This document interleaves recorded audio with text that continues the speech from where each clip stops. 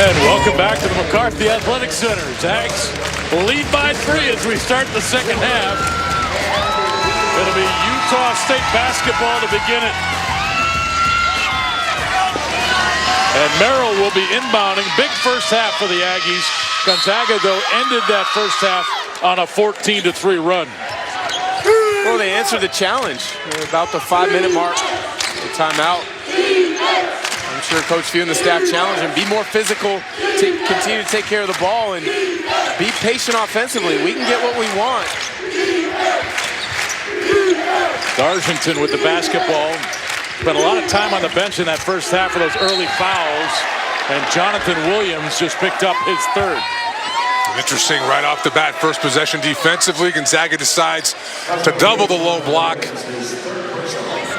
Trying to create a turnover, speed up. Utah State inside, gets a tough break. Looks similar to Utah State in the first half on that end. Looked to be a clean block up top. Dargington at the line, a senior out of Martinique. And we haven't really had the pleasure of using that word in a long time. Of course, the same place that produced the great Ronny Turiaf. Yeah, one of a kind Ronny Turiaf, that's for sure. Dargington took a little bit different route to get to the States and play college basketball than Ronny did, but from talking to Coach Urea before the game, he said they've both been connected with each other. They've known each other for quite some time.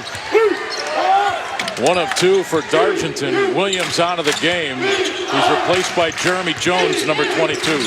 Here's Kispert from the top. Too hard. Tilly fighting for it. And it'll be Gonzaga basketball. Brown has hit that sideline with possession. So give it to GU and a new clock. Well, it's interesting. Jeremy Jones came in for Williams when he picks up the third foul. Jeremy gave some good minutes in that first half. Had one on the line, up the line, shoot the gap, steal, leading to a transition bucket. But that's what he can do. Here's Melson. Kispert will drive it this time. A lot of contact. Merrill knocked down, no whistle, count the bucket. Kispert with 6. Here's Isby driving on Kispert. Wild shot, cleared by Tilly. Just a force right there for Isby. That's too early in the clock to force something up like that. Be a little more patient offensively. Perkins dribbled all the way down to the baseline. That's a mistake right there. Oh, he dribbled to the baseline, picked his dribble up, and then after pivoting with defensive pressure, he had a layup. And he threw it out top to Tilly. 6 on the shot clock for Silas Melson. Shot away, no good. Tilly pokes at it. Loose ball controlled by D'Angelo Isby. 4-point lead for GU. This is Brown working on Jones. Brown into the paint, spins. Again, a lot of contact, no whistles. Tilly with the rebound. Back comes GU. This is Melson spinning and missing. Gonzaga just out of character on the offensive end right now. And Brito scores at the other end. In the possession before, Josh Perkins picking his dribble up on the baseline. That time, Melson spin to a floater in transition. They've got to get back to being themselves.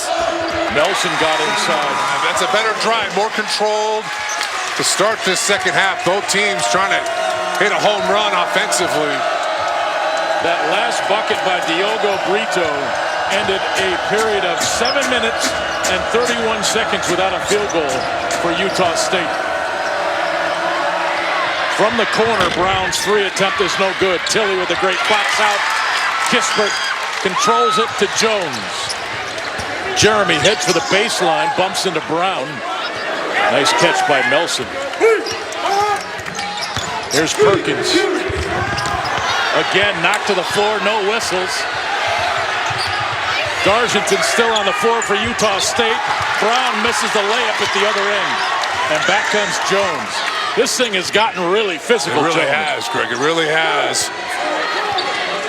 You've got to look to attack the rim. You can't expect a whistle. You've got to be able to finish through contact. Both teams have struggled to do that.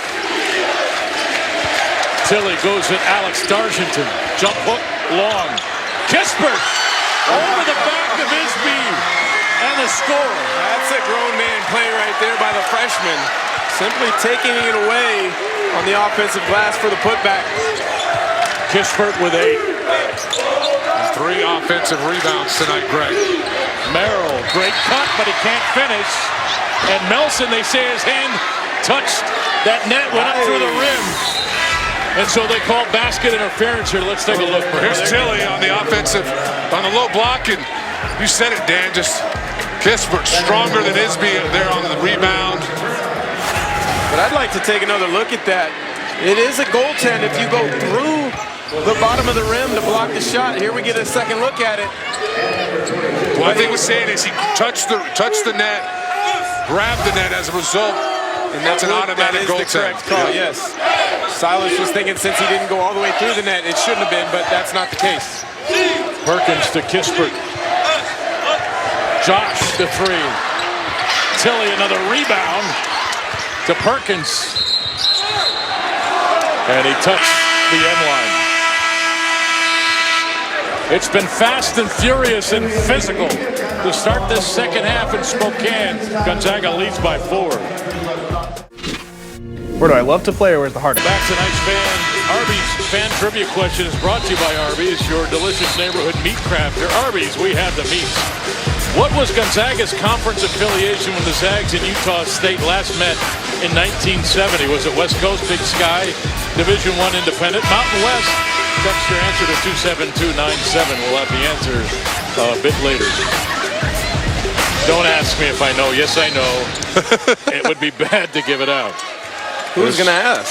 You guys ask me every week.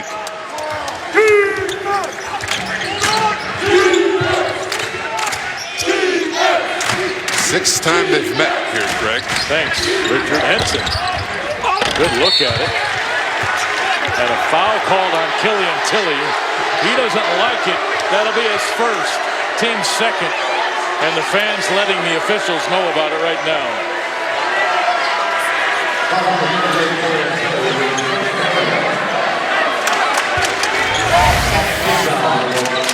Shot goes up on the weak side. And just a little shove in the back as Tilly tries to back out the offensive rebounder. That's a good call, in my opinion. Utah State has missed their last 6 from behind 3 now. Now 8 of 19 for the game. Brito into the corner. That shot is off by Henson. And another foul call. And, foul you can live with it for Utah State. Miller gets caught trying to poke the ball away from Kispert, but you get back defensively, can set yourself. It's been the transition opportunities for GU that really hurt you in the first half. Brock Miller picks up his first. Gonzaga with the ball on a 4-point lead. Hachimura.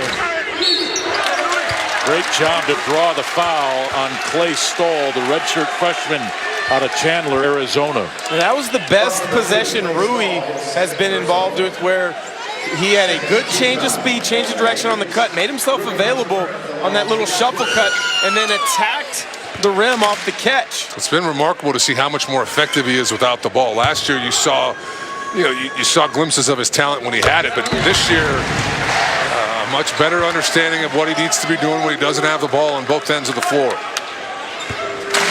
Hachimura with 5. I love the physicality in which he grabbed position on the post. I mean, he went in there like a man that time and grabbed that spot. Here's Merrill. Miller from the corner. And he gets the bounce. That's the second time tonight. In the first half, Kispert overhelped off Miller. There you saw it again on that dribble penetration. You need to stay attached to Miller as Tilly misses the 3 at the top of the key. That's just taking the scout report, Dan, and applying it to the floor. Absolutely. Gonzaga now 0-for-3 this half from behind that 3-point line. Here's Miller with Kispert all over it. Perkins poking at the ball. Brito with the handle, drives against Tilly and scores. Tough finish. Great finish there.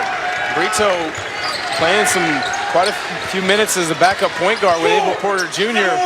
back on the bench. And a great screen from Stahl as well. And Tilly left wide open. Brito's got a unique game. European background. Portugal, played for the national team at his age. You can tell he's got a different approach than a lot of college freshmen. And Brito just threw the ball off the foot of Josh Perkins. Excuse me, sophomore, not freshman for Brito. Brito, 11 points, 5 of 6 shooting, 4 rebounds. And Tilly checking out for GU. Those are the efforts you need, Greg. On the season, Brito only has 4 points coming into tonight. The bench production for the Aggies has really been remarkable. A lot of different players have stepped up. Merrill missing again. Hachimura, the rebound.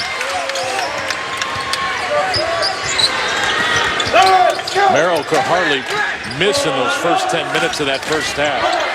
He struggled from behind the arc since then. Williams dribbles his way out of trouble. Perkins into the paint. The finish, and a chance for 3. His best attack off the bounce tonight, getting himself into the paint, but finishing through contact. That's something that we've talked about is an area of improvement that needs to be addressed in his game. There you see, nice little finish through contact, chance for the 3-point play. He's going to get opportunities like that with the way he shoots the ball from 3. And that dribble penetration should be there for him. He just has to convert it at a higher clip when he looks to attack at the rim. Josh with 9 points now. Only Killian Tilly has scored more for GU with 14. It's a 6-point Zag lead. Brito.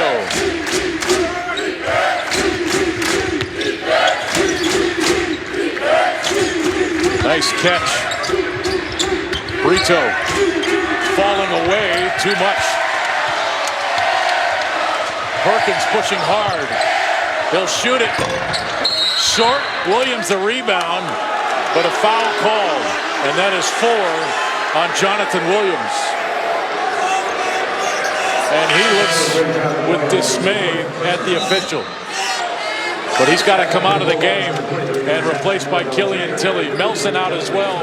Zach Norvell on the floor for GU. Let's take a look at it right there. That doesn't seem like a whole lot. Dargington was off balance anyways. That's not a good call. What do you think, Dan? I agree with you, Greg. Okay. Wait, I'm sorry, all 3 of us agree? Yeah, I know. Dargington seemed to be a little bit off balance. Williams fighting for position, little bump. Made it look even worse than it was. Dargington on Tilly. There's good defense. And a great rebound.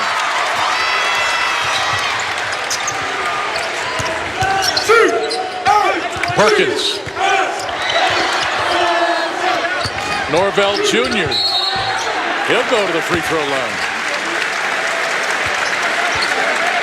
Much quicker with the decisions on that possession by Gonzaga, starting with the pick and roll pocket pass by Perkins. And I think they need to get back to that. Quick decisions, ball not sticking in anybody's hand. When they made that run at the end of the first half, I thought the ball was moving side to side good with quick decisions and then decisive attacks. Yeah, that was one of the big takeaways we had over the exhibition. The first 2 games of the season was how crisp GU looked offensively. The ball never really got stuck anywhere on the floor. There have been stretches here tonight, Dan, where the ball really hasn't moved all that well. That was a good example of GU moving the ball around. And this 8-point lead for GU, their largest lead of this game now, as we near the 12-minute mark of the second half. Porter Jr. back on the floor for the Aggies. This is Merrill working on Jones and scores. He has been impressive tonight. Obviously hitting it from the 3-point line, but that time taking it to the cup, finishing with the left. 16 points now. Norvell Jr. hunting a shot. Hachimura drives. Brown the rebound. Good take, just unable to finish. It's Hachimura, but again, another good possession where Gonzaga moved the ball side to side as we have a foul on Brown on the ball screen. Sam Merrill trying to keep Utah State close. Working on Jones, scored with the left hand.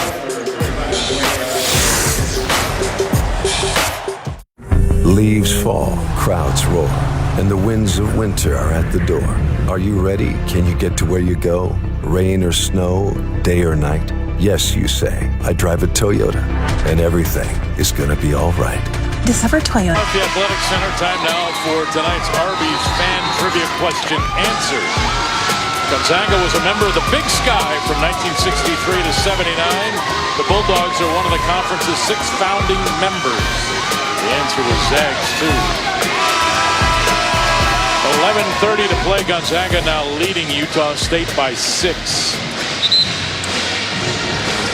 And really, Utah State has been a second-half team. They've outscored their opponents by 12 in every game tonight. They're being outscored by 3.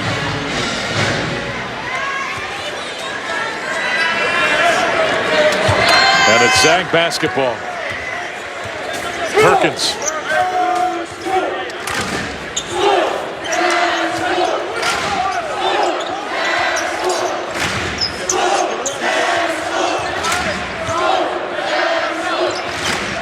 Here's Hachimura. Utah State had some success, Greg, in the first half with this zone. 5 on the shot clock. Perkins off balance out of that corner. And Utah State with a chance to trim a 6-point deficit. A little confusion as to whether it was man or zone to begin with. Doesn't necessarily matter. As long as you run your stuff with precision, execution, good spacing, you can run most things man or zone. Isby missed the contested shot. Tilley with the rebound, his 8th. Norvell Jr. inside, missed it. And Merrill controls it for the Aggies. Here's Porter. Merrill drives, bangs into Tilley. Count the bucket. And a foul on Killian Tilley. That'll be his 2nd.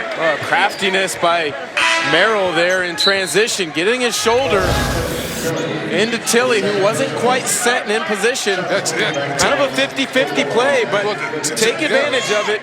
Finish through contact.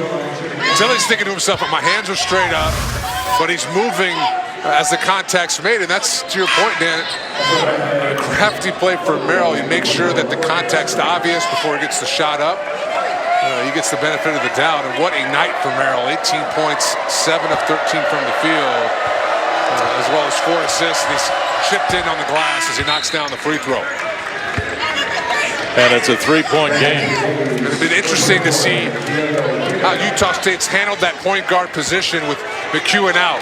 It's been Porter, Brito, and both those kids really short stints, but effective when they've been out there on the floor. Kispert right at Brown. It fell off. Tilley has been a man on the boards for Gonzaga. That's 9 rebounds now for Tilley.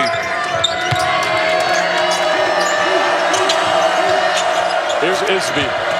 Drives on Kispert. Wild shot. Hachimura the rebound. Go, Bulldogs, go!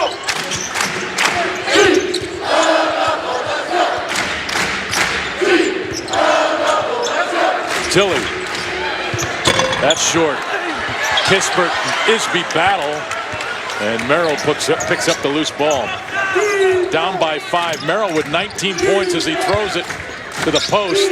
Merrill, this to tie a career high. And he missed the 3. GU caught a break there. Perkins got caught watching Taylor inside. Didn't stay attached to Merrill. That's a good look.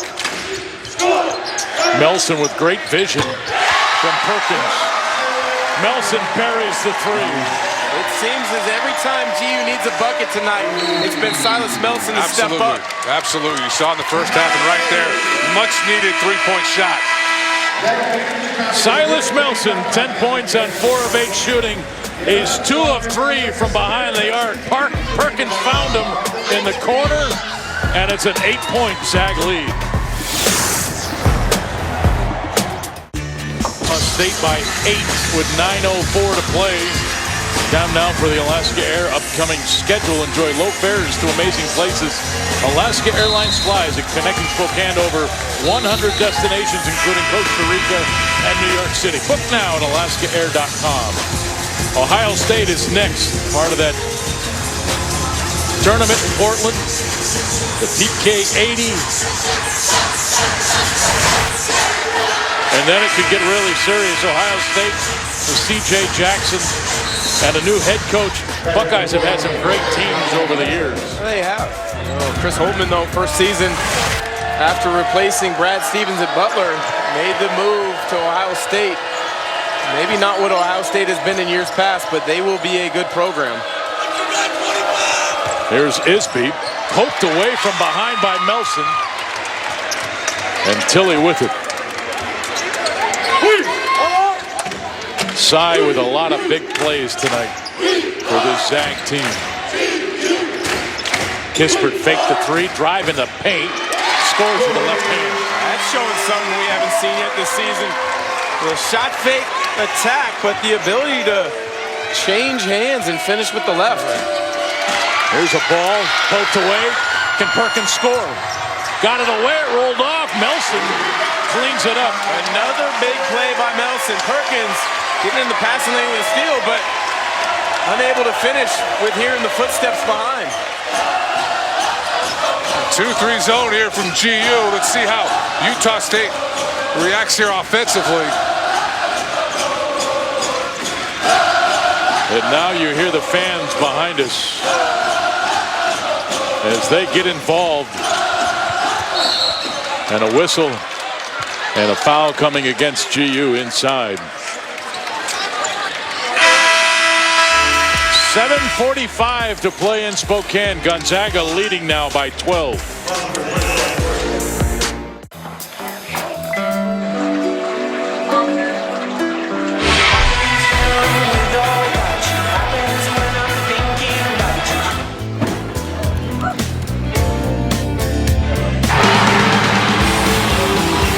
Cheers, ladies.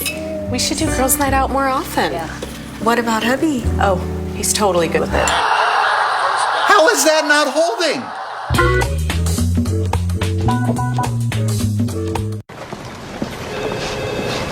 Where's Gary? Saved money on motorcycle insurance with Geico. Going up the country. Later, Gary. I have a motorcycle. Wonderful.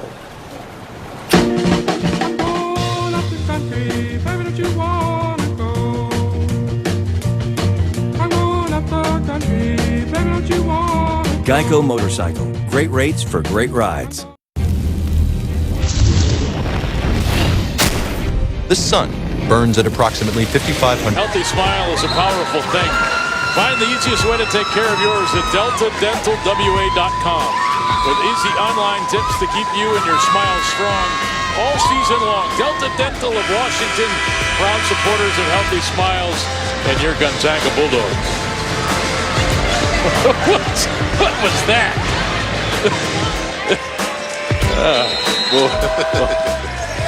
Jeez. Here's Merrill. 15 on the shot clock. Gonzaga's been really good in this 2-3 zone the last few minutes. 9-0 run over the last 3 minutes and change. Ainge back on the floor with the ball. Went right at Jakob Larson. He's 7 feet tall. Blocked that standing on his tippy toes.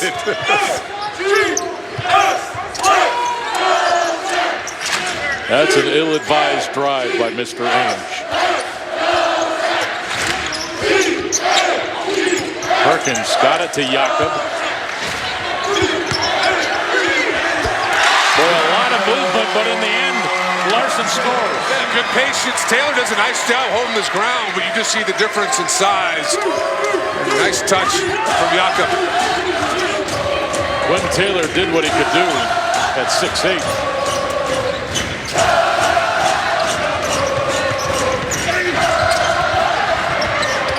Loose ball. Kispert out of there with it. He leads the break.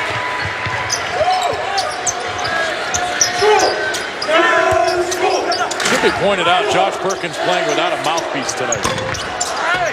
Larson crashing the boards, and he may have been bumped and pushed from behind. I think Quinn Taylor guilty of that. But Perkins without the mouthpiece tonight, gentlemen. Typically has one. He does. Very interesting. It's usually halfway in, halfway out. That's why we know he's not wearing it tonight. Hard-hitting journalism, Greg. We go deep here on this broadcast. No detail is too small for Mr. Heister. Oh, Larson to Tilly and the hammer. What a pass. Quick decision for the big fella. Nice touch pass to Tilly for the easy dunk. He had 4 assists the other night against Howard. He's got a great feel for it once he gets it. Merrill. Henson blocked by Larson. Grabbed by Perkins. The Zags are on the move. And the bump. And the foul called on Brock Miller. You guys are starting to come around on Jakob Larson, aren't you? Jakob Larson gave great minutes the first 2 games. Early foul trouble tonight, but these last 2-3 minutes, he's made an impact. 2 block shots, a great high-low look that Richard highlighted a second ago, and then a finish through contact. That's a big kid.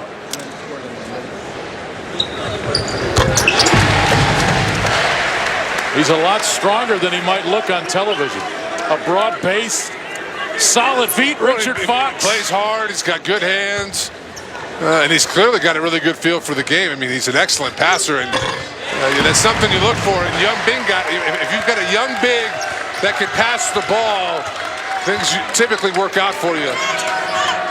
The Zags controlling the boards right now, a +9 in the second half. Kicked by Melson. Utah State ball with 16 seconds on the shot clock. And what a difference in this half versus the first half, Dan, with where Utah State is having to start their offense. And the first half really able to play right along that 3-point line. Here in the second half, through the last 5 minutes, long passes, 4 or 5 feet off that 3-point line. Makes things a lot more difficult. Zone's been active. They've been better at locating shooters as well. Brown, Larson the block. Jakob's in a zone. Perkins at the other end. Kispert. He'll shoot free throws. Jakob Larson igniting the break with a 3rd block shot.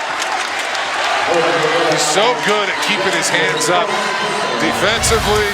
You see right here, I'm 7 foot, I'll be 7 foot. I'm going to keep my hands up. He doesn't commit silly fouls. And even on his catches, Greg, offensively, you don't see him bring the ball down. Very fundamental player. And a timeout called by Utah State with 5:19 to play. 75-57. Since about that 5-minute mark of the first half, it's been all Gonzaga as we take a look at what Jakob Larson has brought to this effort here. In the first half, it was Utah State's bench with 15 points, really providing a lift here. The last 4 or 5 minutes, Jakob Larson has been the difference. 3 blocks. You see what he's done offensively. And, we highlighted it, Dan, at the beginning of the game, the depth, the question of depth for Gonzaga. And now we've seen it now almost 3 games into the year. Despite some unproven talent, they've got a lot of talent. These guys have stepped up. You can kind of see how it's all going to come together. Well, you saw the potential in individual players, but you didn't know if collectively it would come together as quickly as we think it's coming together. But also, there's been a few surprises. I think Rui's understanding of moving without the ball, Jakob Larson's overall impact or opportunity to impact the game, and quite frankly, Kispert's been really solid. I think we all expected him to have a role, but I think he's been even more solid than expected. Yeah, Norvell's provided them. He clearly is going to provide them with that scorer off the bench. You need somebody who can come in and create some offense, because you look at Rui, Larson, while they've got some of that, that's not really their role. You look at Norvell, he can come in and he can give you a quick 9 to 12 points in a pretty short stretch with the way he shoots the ball. And Kispert at the free throw line, 10 points in this game, 4 of 8 shooting. He's perfect in this game, 2 for 2. 8 rebounds on his way to a double-double. He's got 5:19 to get it done. And Kispert remains perfect there. That's a luxury to have, is a big guard who can go down and scratch out rebounds for you. I think if you look at the Kelly Olynyk team that got to be the #1 ranked team, if they had a major flaw, even though they became a #1 seed in the NCAA tournament, was 3 small guards. It was tough to rebound at times for them. It's a 20-point Gonzaga lead. It's been a domination by GU this second frame. And a cheap foul, but you're reminded here in the second half, Greg, of what we took away from the first 2 games, which was this team could be pretty special defensively. We didn't see it in the first half. All the credit goes to Utah State. They had a great game plan executed, but here, last 10 minutes in particular, it has been a nightmare for Utah State offensively. Having a tough time just getting easy catches, let alone looks at the rim. Tilly checks out with 18 points, 8 rebounds. You know, a question for your depth is, what happens when one of your main guys has foul trouble? Well, we've seen that tonight. Williams really hasn't had much of an impact. Other guys have stepped up. Brito with 5 on the shot clock, got it to Merrill, but Melson right there to contest it. Isby the offensive rebound and a new clock.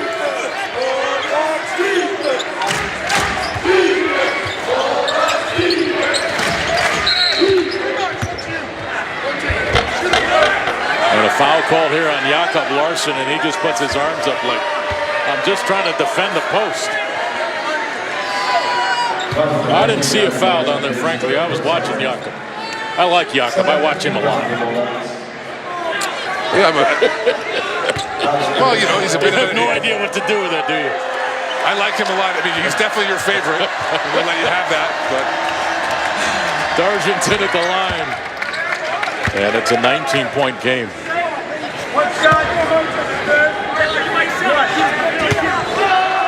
Look, I mean, if Jakob can be, it doesn't even have to be this effective against maybe the teams that Gonzaga is going to play next week or Villanova or whoever it might be, but if he can provide them an impact, a positive impact, he gives them a little bit of what they had last year with Karnowski and Collins as far as size, length around the rim, more of a traditional center. And he clearly can pass the ball, so you can run a little offense through him for stretches if you need to. Kispert tried to get it inside. 5 on the shot clock. Larson goes to work. Left-handed jump hook, no good. But it was a good, strong, confident move.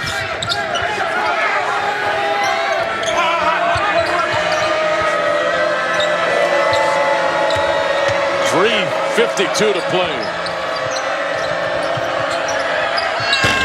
Isby. Really the first time we've seen Utah State get some dribble penetration against that zone. Opens up a decent look on the weak side. There just hasn't been enough of that against this zone of Gonzaga. And they've done a great job on Isby. He hasn't scored since early in the first half, but I think if you talk about Gonzaga's zone, they've extended it out to the perimeter. Kispert.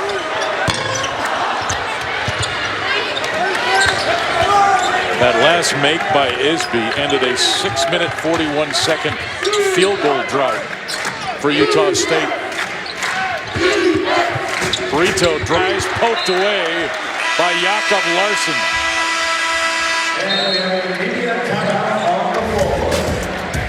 3:06 to play in Spokane. Gonzaga up big.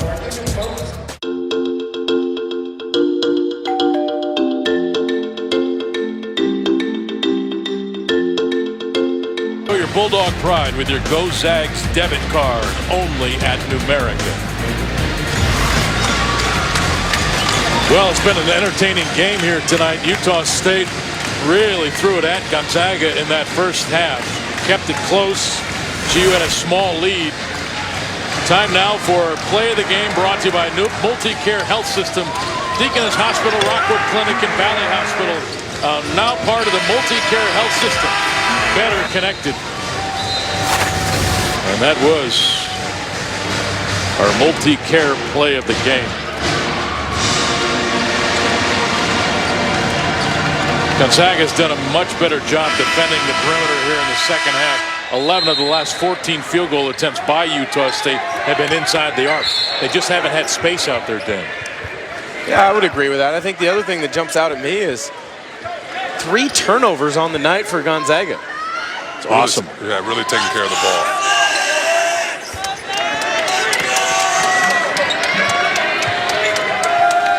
There's D'Angelo Isby. Brito. 10 on the shot clock.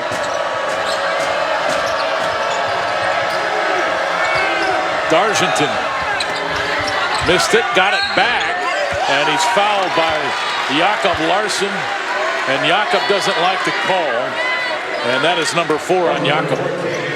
Well, we talked a bit about how good Gonzaga's zone has been in the second half and how they've extended it. It almost looks as if it's a 3-2 at times or a 1-2-2.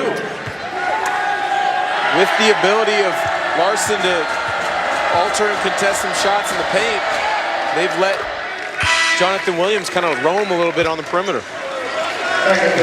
So Jakob Larson checks out, no relation to the great Larry Larson. Who is Larry Larson? Google it, Dan. Dargenton at the line. Larry Legend. Larry Legend, that's what I call him, Larry Legend. Is that a rabbit hole?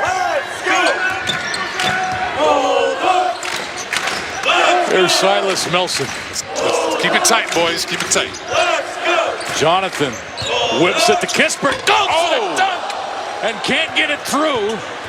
Isby just threw Tilly out of the way to grab that loose ball, and he's got it now on the offensive end. Brito for 3. Melson up over Isby. D'Angelo's got to jump if you want to rebound when the Zags are around. Well, jump is right. I mean, Corey Kispert on that last possession showed a little bit of explosiveness that he's been hiding from this Kennel Club. Hopefully we get a chance to take another look at that, because that was impressive even though he didn't finish. Perkins drives now, throws it up. Brito with the rebound for Utah State. Isby still in control. Well, he had control, got it to Brito. Perkins was flying across the floor.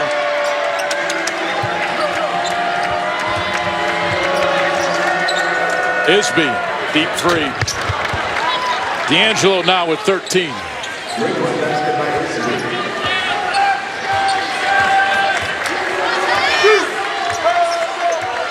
Gonzaga's missed their last 4 shots.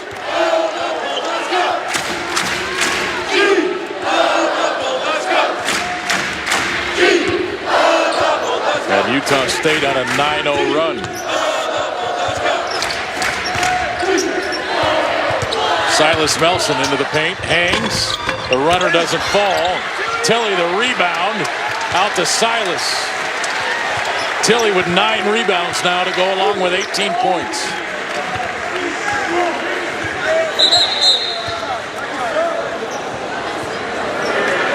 And Henson hurting over there for Utah State. I did not see what happened. But Coach Few was over there right away. So was the Gonzaga trainer and the Utah State staff out there as well.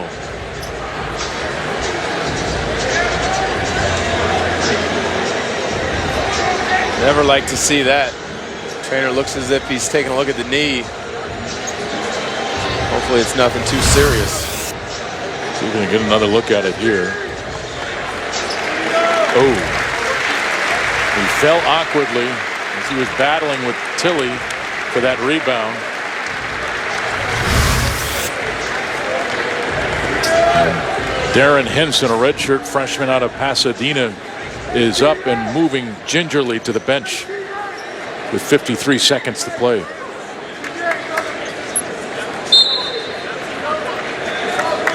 Utah State doesn't need any more injuries. Of course, playing this game without Kobe McEwen may have made a difference here tonight. The average is almost 14 points a game for the Aggies. It was a big loss. Perkins bounce pass, Tilly finish. Killian with 20.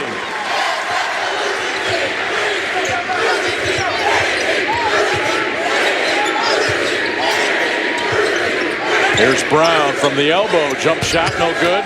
Kispert the rebound. Kispert with his 9th rebound to go along with 12 points. And that's going to be our final score.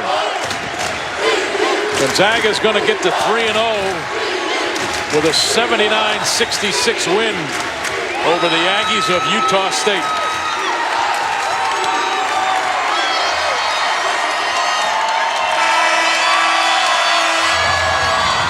So Dan, in broad respects, is the coaching staff happy with this win tonight? Without a doubt. They were challenged, they were tested early on with a barrage of three-pointers by Utah State in the first half. 8 of them, to be exact, in the first half. This is the type of challenge that